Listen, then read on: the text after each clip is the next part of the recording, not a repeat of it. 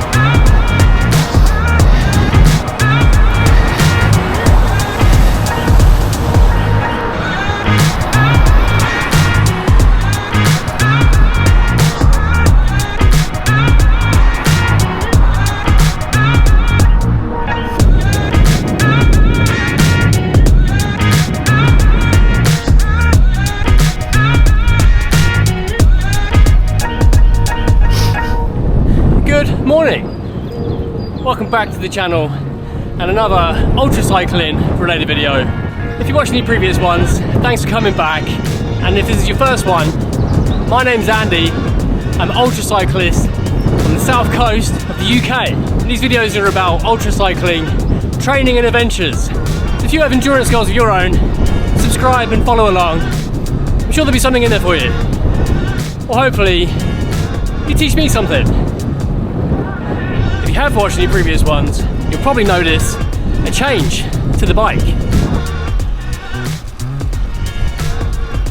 As I'm recording this, it's midday, it's like 10 hours into British summertime.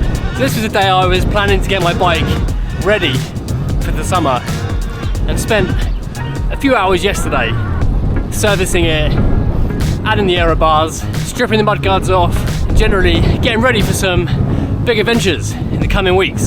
And it's also, as some already know, my rest week. So I'm taking it pretty easy. I'm feeling pretty good. I'm trying to hold back from pushing on too much. When you just put your bike in summer mode, it's very tempting. We do have some pretty nice weather again, which is a bonus. My other half was laughing at me earlier. The first day of British summertime, and that's just when the clocks change here for daylight savings. So the evenings will be an hour longer from today. It's not really summer, it's still very spring-like, 12 degrees.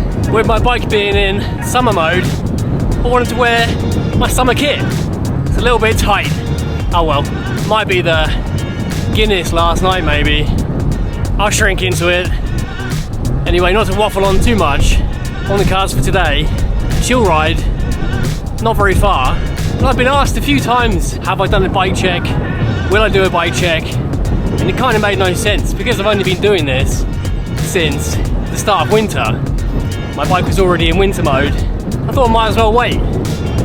So now's the ideal time. I think I've got pretty much the best setup possible for the kind of riding I do. Ultra riding in the UK, the terrain we have, riding multiple days, 18-20 hours a day. I can do that on this bike with very little pain and discomfort quite quickly. So I'll go through my bike. I'll show you exactly how I've set it up, what I ride, why I've changed the things I've changed. I love this thing so much, especially as soon as I put the seat pack on with the bivy bag and the sleeping bag, it just screams adventure.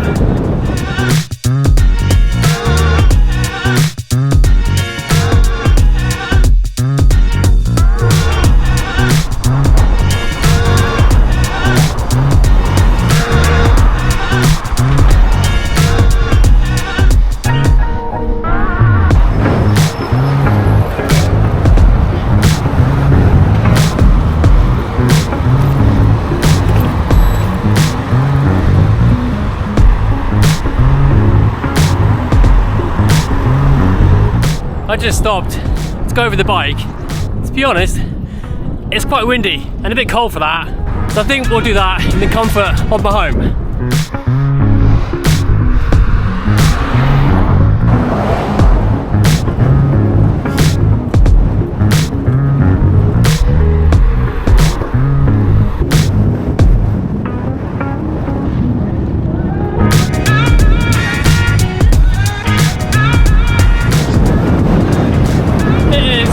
Up here, absolutely stunning.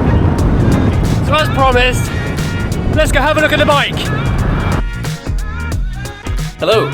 Yes, I'm in my nice warm living room. I did pull into an industrial estate to try and film this bike check.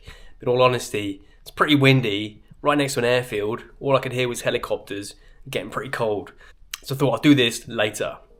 So the first thing I'll say, as far as all of the things I'm about to go through, I don't have any partnerships at all. No brand partnerships. So anything I tell you is purely based on my own experiences, my own testing, things that I've used through blood, sweat, and hours of riding to see what works for me. These things may not necessarily work for you, but most likely probably will get you off to a pretty good start and maybe make some improvements to your own setup. So I've got a picture of the bike in front of me. I'll go through step by step. The first thing, the obvious first starting point, is the frame set. So I ride a Mason Definition 2. There's just been a third iteration of the frame set released. I don't think there's a huge amount changed about that frame set. From what I read, it's mostly cable routing and things like that. The actual geometry is much the same. And this bike rides really well for me. So I don't plan on upgrading anytime soon. I'll just keep it as it is. I chose a Mason Definition just through knowing that they build bikes for adventures and for bike packing, racing and adventures. Their slogan is Fast Far Bicycle Company. So that makes sense for me.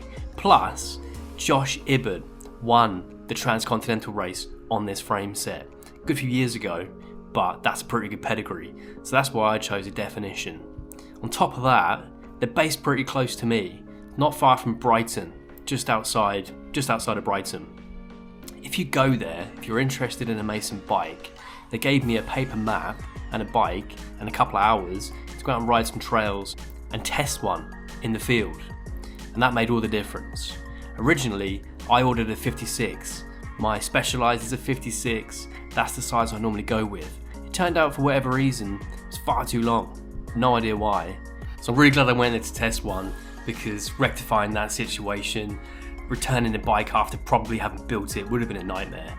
So that's my advice. If you're interested in Mason, if you're anywhere nearby, go to the barn. They're a really nice bunch of people and I'm sure they'll let you test one of the bikes. So that was the base I wanted and no regrets at all. It's really comfortable, it's really fast. The two different ways that I build it, for winter and for summer, is perfect. In the winter, it's an absolute tank. It's heavy, much heavier and slower, but completely reliable and really comfortable for long journeys.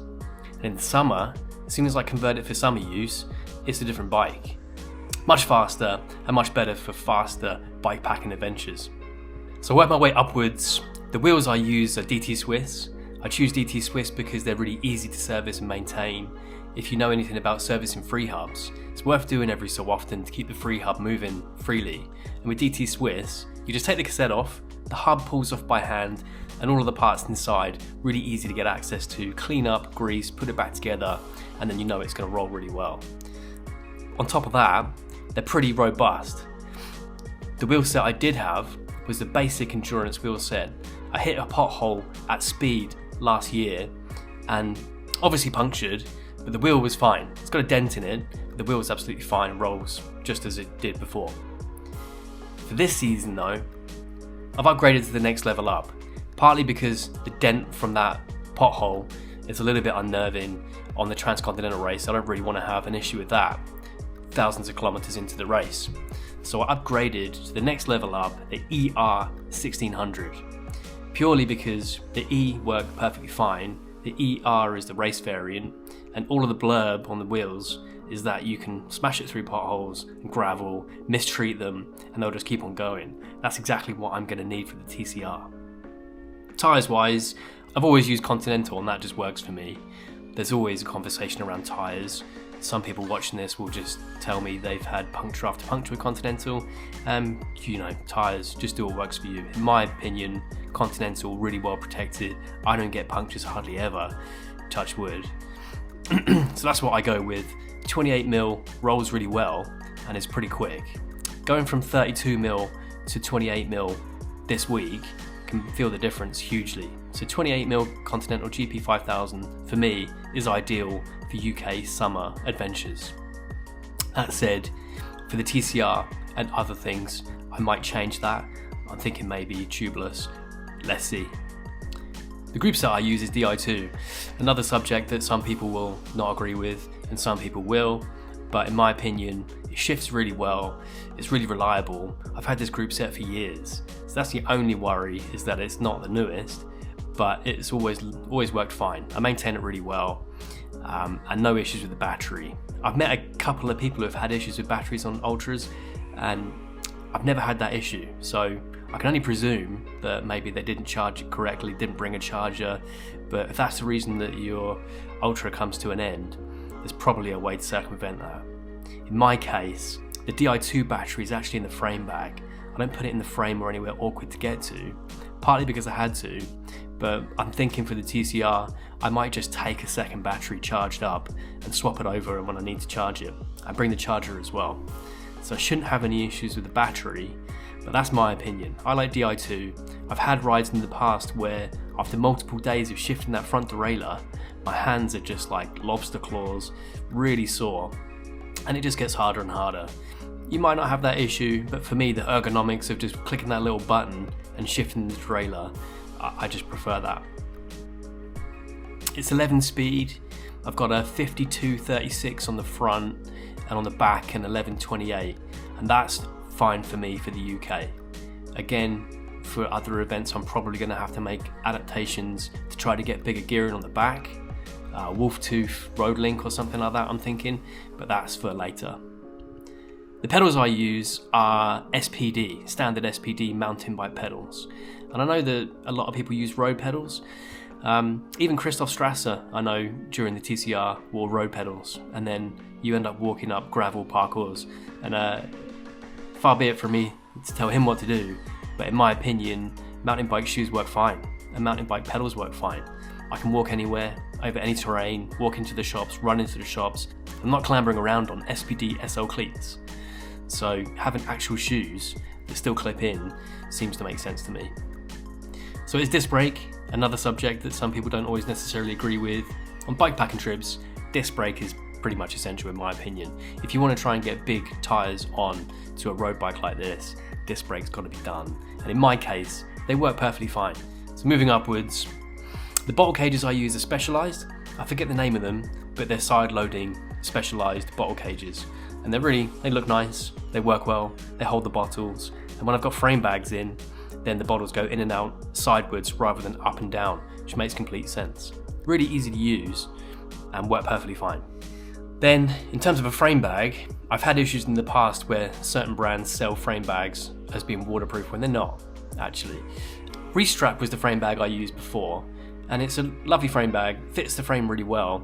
However, it's not waterproof. They say it is, and maybe it is to a certain extent, but it's basically fabric, and you'll see when you pick them up. For me, if I'm keeping a battery pack inside that frame bag and it rains all day, things get wet in there, they do. So that had to go. So I sent that back, and in my case, I really like a brand called Alpkit. If you know Alpkit, the bike brand Sonder is their bike brand, I believe, but their bags and bike packing gear works really well, and it is waterproof. So I use a frame bag called a Deluge. So I know that everything I put in that frame bag is safe.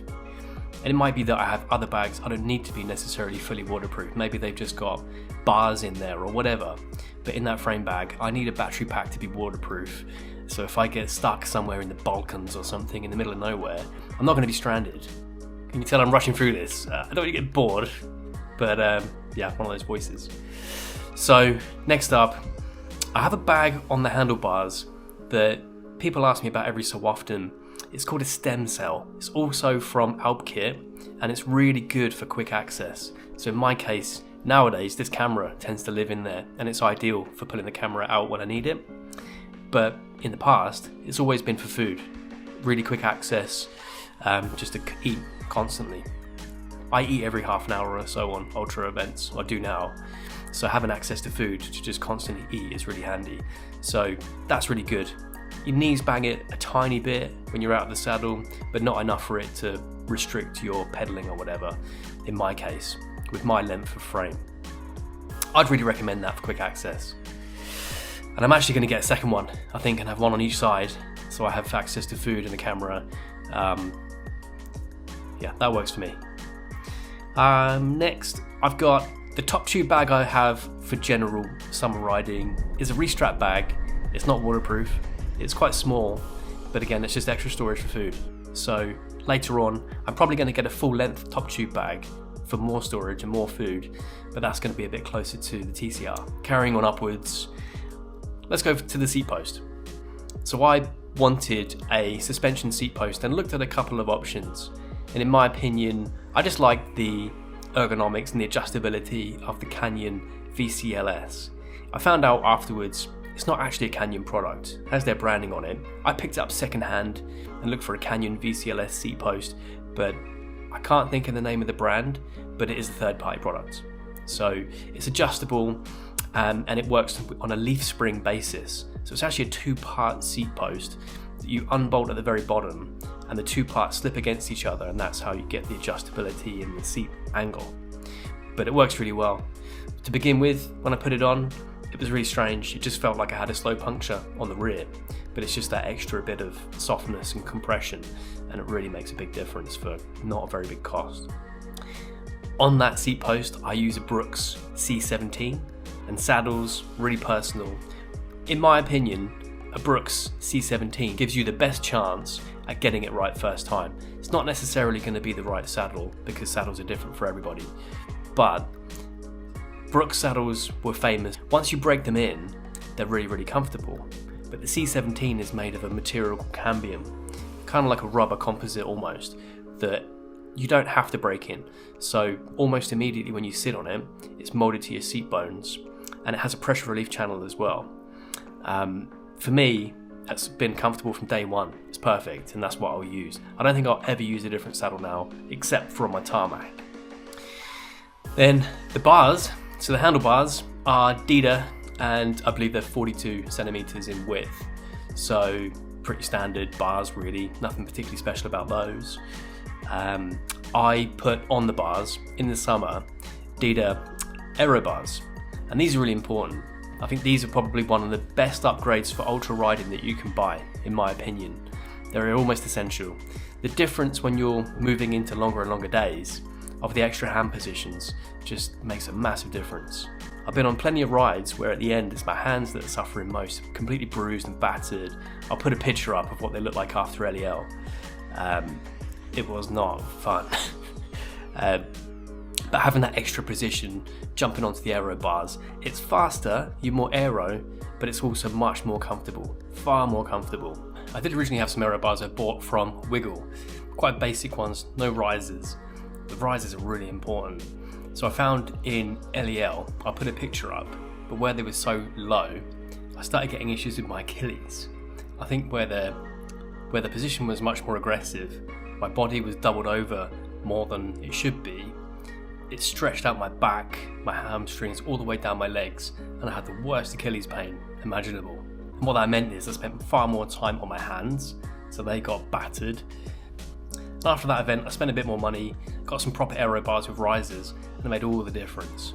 I think the risers are about 30 centimeters. The difference in position is night and day.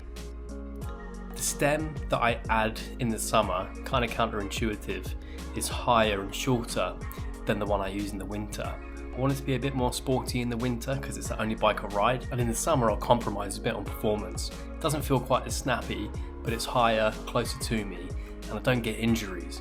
I ride that thing all day pretty comfortably. I also built what's called an aero bridge, so when you start to run out of space on your bars for lights, calming, all those things, you can add an aero bridge between the aero bars. A small horizontal bar fit Garmin and light and whatever. You can buy these online for about 20-30 quid, something like that. I just got a small piece of PVC pipe, sanded it down, drilled some holes, and for the sake of 5-10 minutes work, it was free. And I think that's almost everything. The lights I use 2 sets generally in the summer. The main set are exposure, because riding through the night, I need to be able to see where I'm going, and I really want to be seen from behind as well.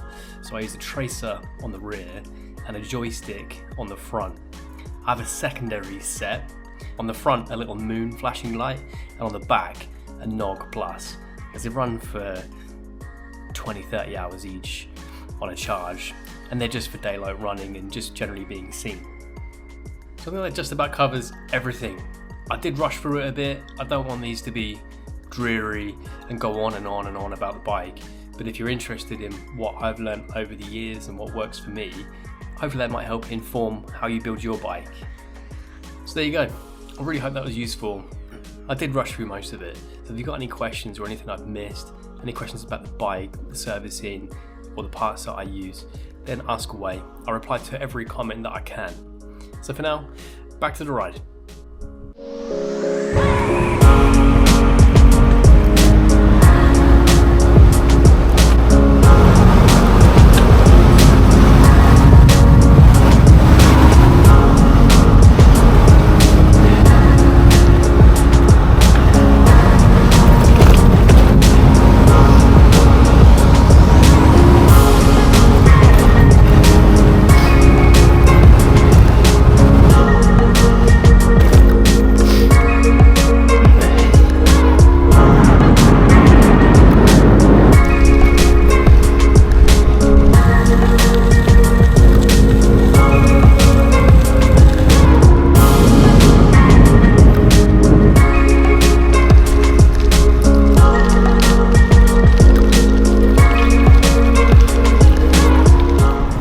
That is a fun descent.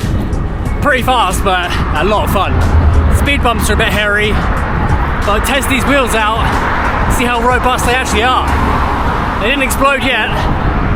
Real headwind up there too. So it's times like that, the aero bars make a huge difference. So hopefully that gave a good overview of the bike I'm riding this year and why I chose all the parts that are on it. It's a mean machine, perfect for what I need. If there's anything that I haven't covered or anything you want to ask away. I answer every comment. And if you got any suggestions on ways to improve that setup, then let me know. These are always two-way. And more often than not, almost every video I get some advice that helps me too, so let me know. First thing I noticed after riding this in winter mode for 6 months, you really forget how much of a compromise you make for comfort.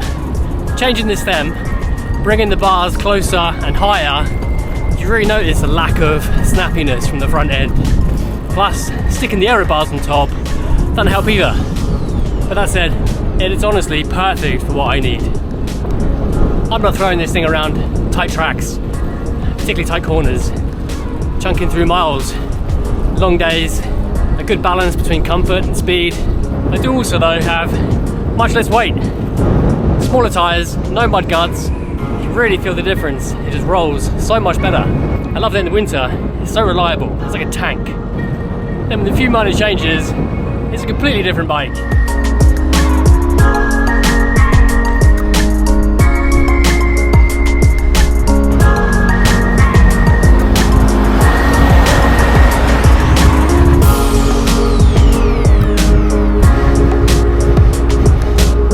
There's a few things in there that help some of you with your own fits and your own bike setups. I'm gonna go home now, it's Easter Sunday. Bloody rammed at the seafront. I've got now 8 weeks until my first race. So I'm gonna start thinking about what the 8-week build-up looks like while eating lots of chocolate. So hopefully you all stay healthy and happy. See you all on the next one.